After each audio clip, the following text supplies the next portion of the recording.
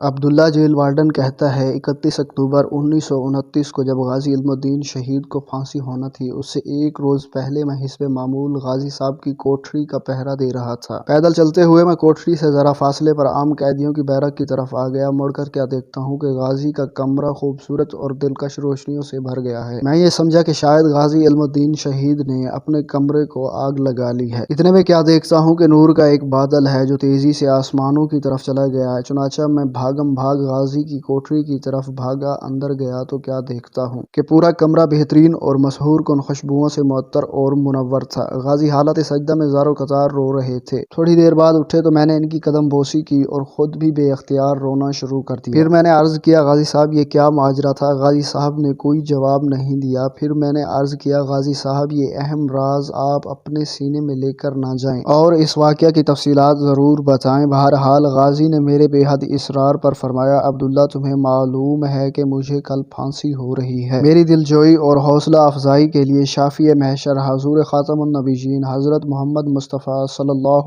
علیہ وآلہ وسلم اپنے خاص صحابہ کرام کے ساتھ یہاں خود تشریف لائے اور بڑی محبت اور شفقت فرمائی۔ اس موقع پر حضرت علی نے مجھ سے پوچھا کہ تمہیں پھانسی کا خوف تو نہیں ہے؟ میں نے عرض کیا، حضور بالکل نہیں۔ فرمایا، بیٹا اگر کوئی خوف ہے تو آؤ ہمارے ساتھ چلو۔ میں نے پھر عرض کیا، حضور نہیں، ایسی کوئی بات نہیں، میں تو بہت خوش اور مطمئن ہوں۔ پھر پیارے آقا و مولا حضور نبی کریم صلی اللہ علیہ وآلہ وسلم نے میرے سر پر اپنا دست مبارک رکھ کر فرمایا، پھانسی کے وقت جیل حکام تم سے تمہاری آخری خواہش پوچھیں گے، تم کہنا کہ میرے ہاتھ کھول دیں۔ میں پھانسی کا پھندا چوم کر خود اپنے گلے میں ڈالنا چاہتا ہوں تاکہ دنیا کو معلوم ہو جائے کہ مسلمان اپنے پیارے نبی کریم صلی اللہ علیہ وآلہ وسلم کی عزت و ناموس کے تحفظ کے لیے اپنی جان کا نذرانہ پیش کرنا سب سے بڑی سعادت سمجھتا ہے۔ دوسرا یہ کہ تم روزہ رکھ کر آنا، میں تمام صحابہ کرام اور فرشتوں کے ہمراہ حوض کوثر پر تیرا استقبال کروں گا اور ہم سب روزہ اکٹھے افطار کریں گے۔ یہ ہے تحفظ ناموس رسالت صلی اللہ علیہ وآلہ وسلم کا صلہ۔ اللہ عز و جل سے دعا ہے کہ ہمیں اپنے پیارے حبیب صلی اللہ علیہ وآلہ وسلم سے محبت کرنے کی توفیق عطا فرمائے۔